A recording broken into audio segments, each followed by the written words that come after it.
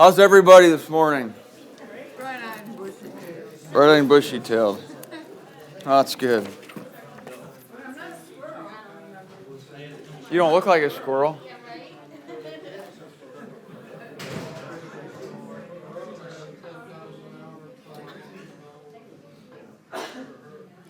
All right, gentlemen, here we go. Thank you.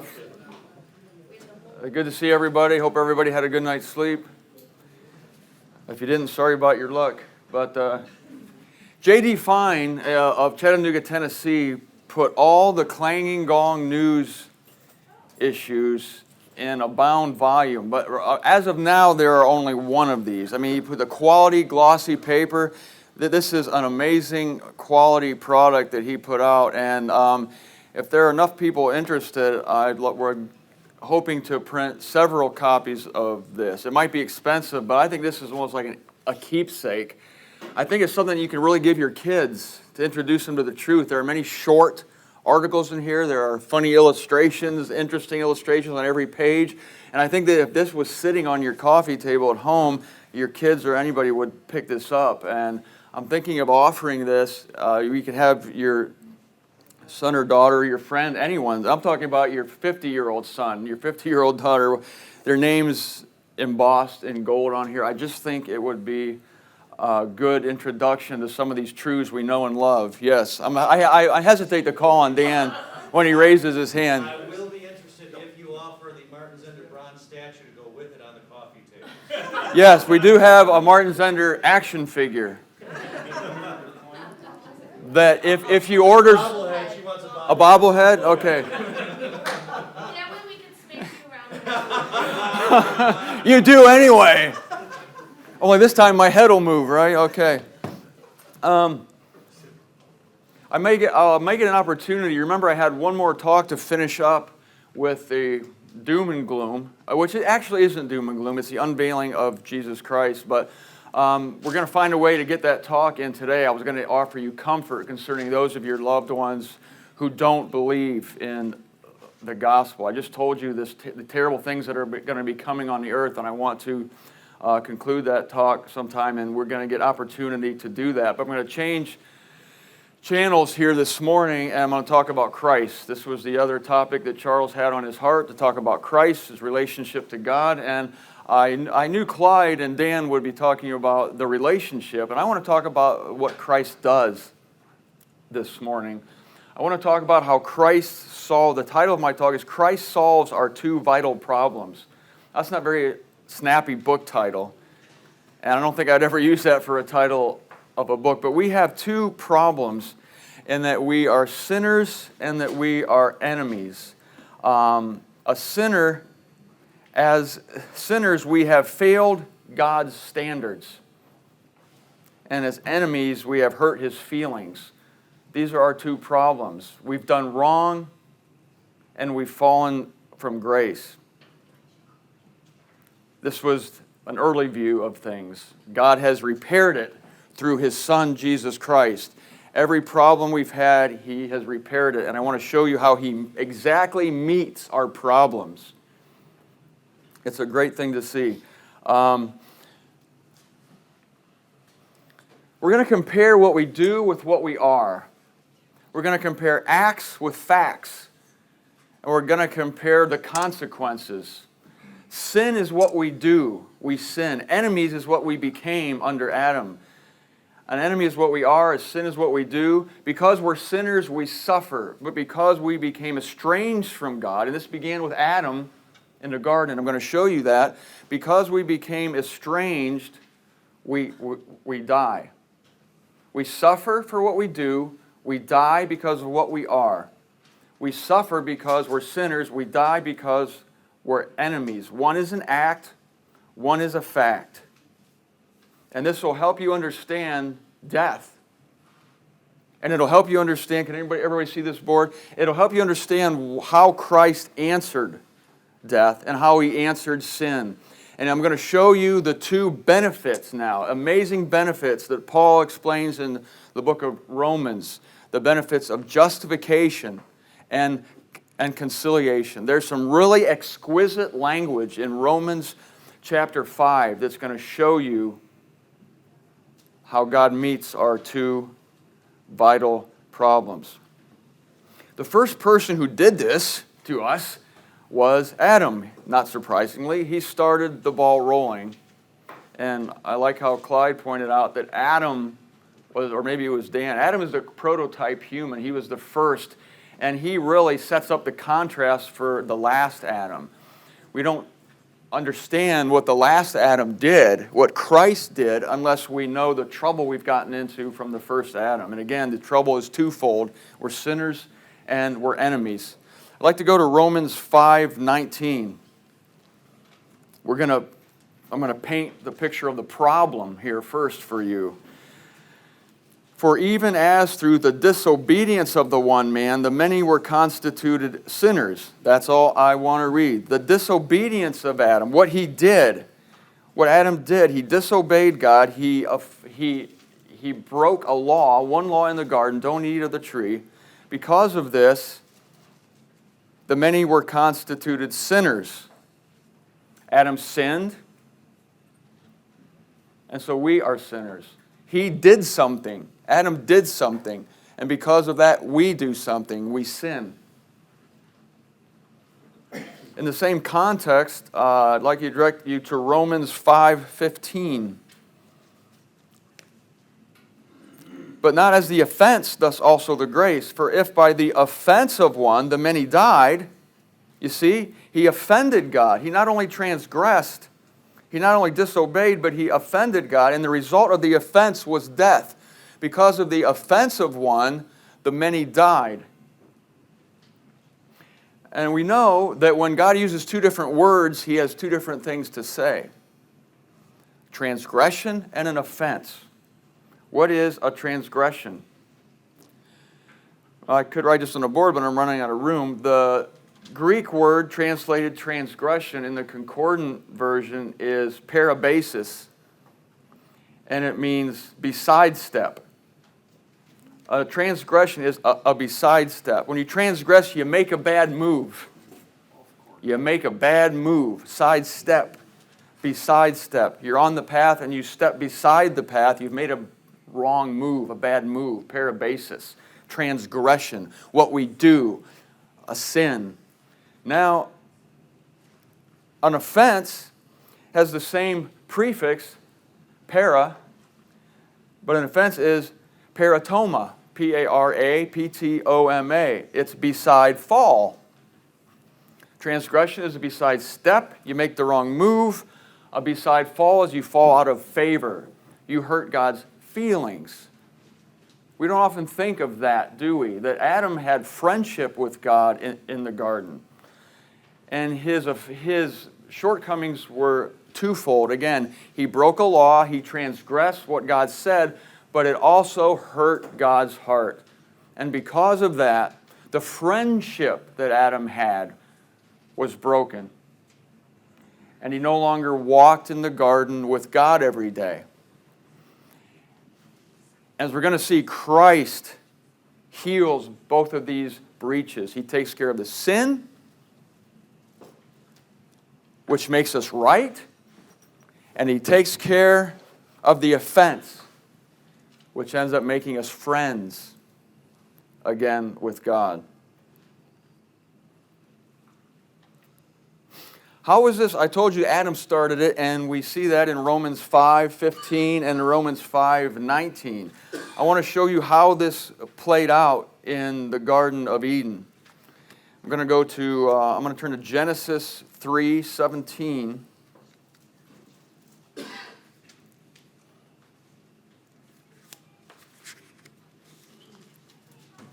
And to the human, he says, Elohim, as you hearken to the voice of your wife, and are eating from the tree of which alone I instruct you, saying not to eat from it. He's setting up the law, don't eat from that tree, and this is the transgression. Cursed shall be the ground when you serve it for your sakes. In grief shall you eat of it all the days of your lives. Thorns, weeds shall sprout for you, and you shall eat the herbage of the field. In the sweat of your face shall you eat your bread. Because of what Adam did, he would suffer. We suffer because of what we do. You reap what you sow. Actions, sinners. What you do, you suffer. And we see that with Adam. The act was he transgressed the law. He became a sinner. It was because of what he did, and the result was the ground was going to be cursed, and he would have to bring up the food by the sweat of his brow. But something else happened simultaneously, as I said. Not only did he transgress, but he hurt God's feelings. He became an enemy. And in Genesis 2:16, I'm going to go Genesis 2, verse 16. The day you eat of it, to die you shall be dying. Because now he hurt God's feelings, to die, looking at the end result, to die, you shall be dying. This is the Hebrew. It doesn't read this way in the King James or other poor translations. To die you shall be dying. To die is because of the enmity. Death itself isn't suffering. Dying is suffering. Death is not suffering. Adam began a process of mortality, and he started to suffer, and he started to be dying. Because of what you did, to die you shall be dying. We're still looking at a twofold process here for two problems. Sinners and enemies, suffering and death, right? We're sinners. Suffering and death. Give me the two main problems of life. Suffering and death. Yes, that is absolutely right. We suffer because of what we do, but we die because of who we are. Suffering afflicts the soul. Suffering, to die you shall be dying. The dying afflicts the soul. It's how we feel. We feel bad. We go through troubles. But death affects the spirit. Death takes the spirit away. When God removes the spirit, we die. When He breathes His spirit, we live. That's irrespective of what we do, isn't it? That's what I want to show you. Death is irrespective of what we do. This will help us understand why death is not a result of what we do, but of what we have become. This solves a lot of problems. It did for me when I began to understand this. Why an infant is no less dead than a confirmed criminal. Hasn't that bothered you? Oh, they died too young. Death seems... it's a horrible reality, but why does the baby and Adolf Hitler are both equally dead? And when you understand this, you see why. They're not dead because of what they did. They suffered during life based on what they did. Maybe the criminal received a penalty or a punishment, or we reap what we sow. But whether you reap or sow good or bad, it doesn't matter. We all die. The confirmed criminal dies as well as the baby. The point is, a whole life of benevolence does not overcome mortality. You could live as good a life as possible. I mean, the classic example, Mother Teresa, she's dead. Adolf Hitler is dead. That's because we have a common lot, and this is based on it's based on a fact, not an act. Our death is based on fact, not an act. And again, this came from Adam. Here's a really illustrative verse. Some would say illustrative. I don't know. Speaking of illustrious, welcome to Susan. You walked in just as I said illustrative, and it made me think of illustrious, so I thought I'd point you out. Good morning. How are you? Romans 5:12. Death passed through into all humanity. Death passed through. Let me start that verse at the beginning, Romans 5:12. Even through one man sin entered the world, and through sin death, and thus death passed through into all mankind, on which all sinned. You got that? There's going to be a quiz at the end. That's a very complex verse. Let me explain that to you. Adam was the first guy who sinned first and then began to die. Because of his sin, you hear this? Even through one man, sin entered the world. And through sin, death. Adam sinned, and to die you shall be dying. On that day he sinned, whether it was a Thursday or a Friday, he began to die that day, and thus death passed through onto all mankind. We inherit death, not sin. We inherit death, and we sin because we're dying. You see, death is the petri dish. It's on which sin flourishes and grows, and it's death that passed through. Adam sinned, and then he died. He passed through death, and we sin because we're dying. So death, we're not, you hear this theological doctrine of total depravity. Well, it's not. There's nothing wrong with us. We're human beings, and we're going to be human beings in the resurrection. Did you know that? We're still going to be human beings. There's nothing wrong with humanity. We're just running low on spirit.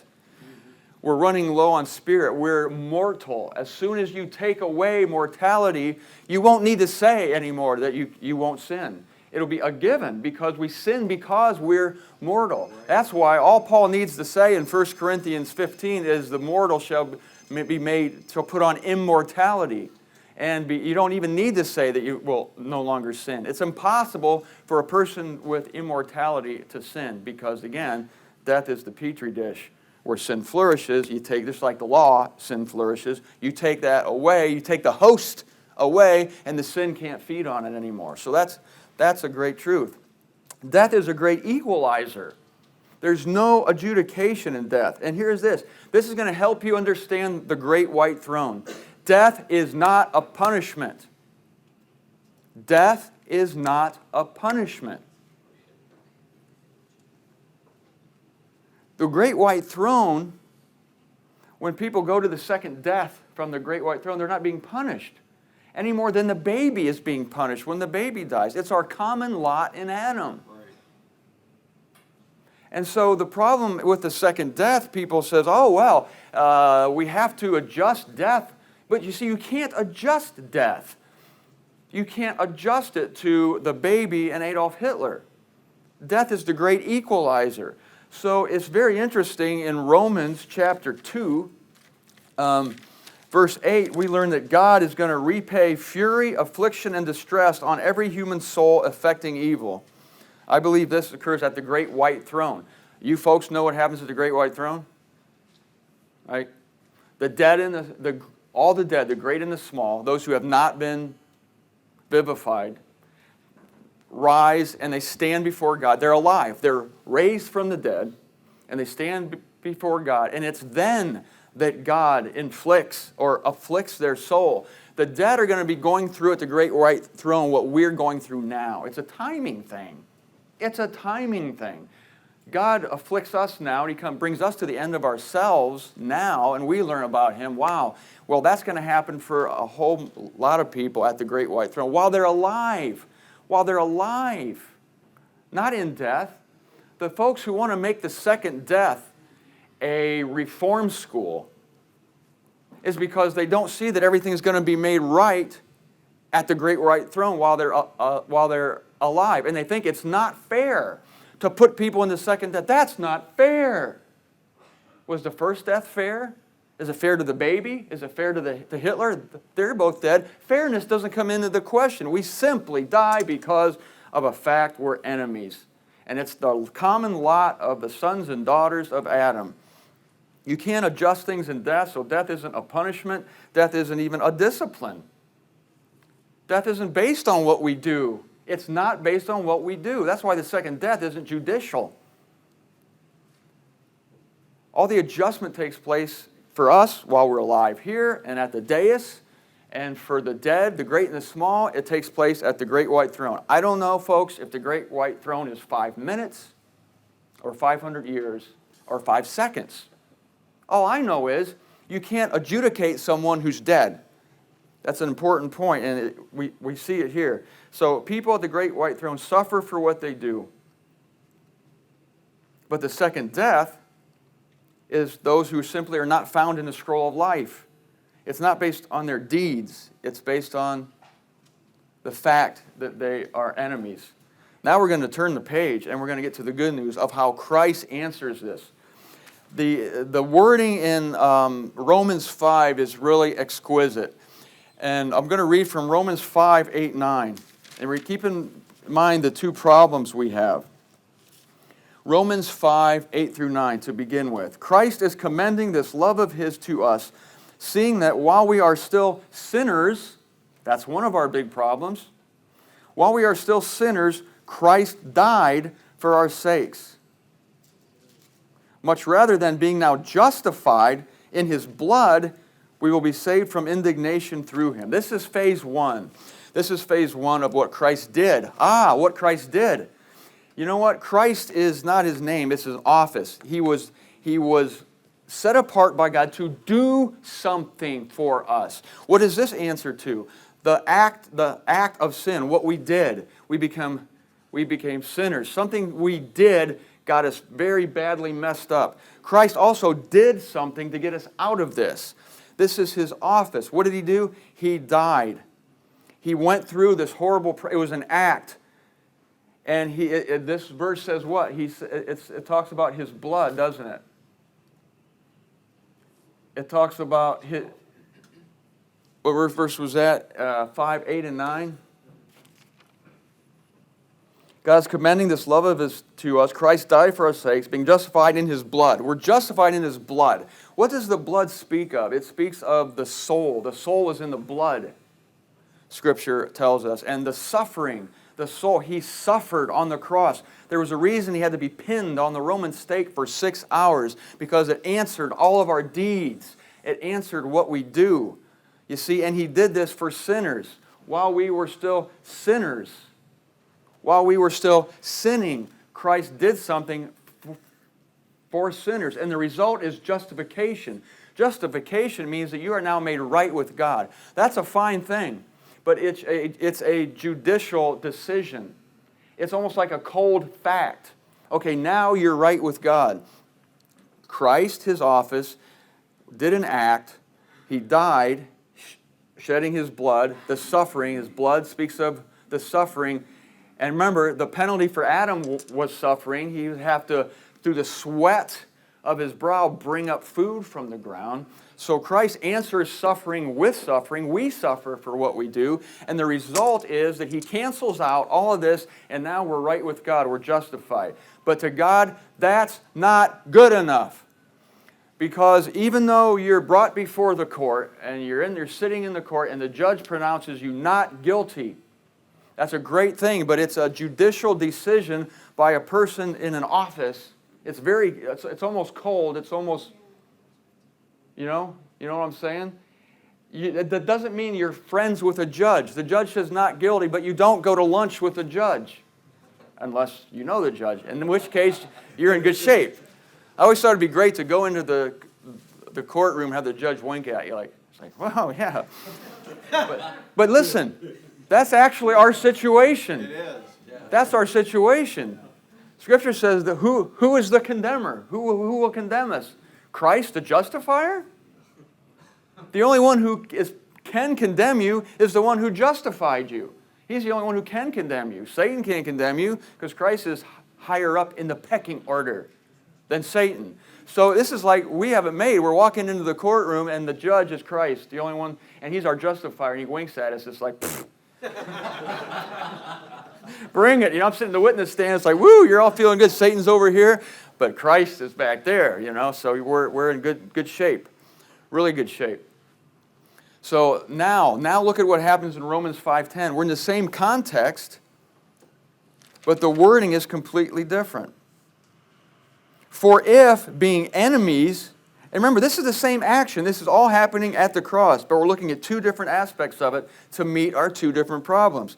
For if, being enemies, we were conciliated to God through the death of his Son, much rather, being conciliated, we shall be saved in his life. Look at the exquisite wording. All of a sudden, we've gone from Christ, which is his office, to Son, the death of his Son. This is a relationship. Adam lost a relationship with God. He became estranged. He became an enemy. And because of this, he entered the death state.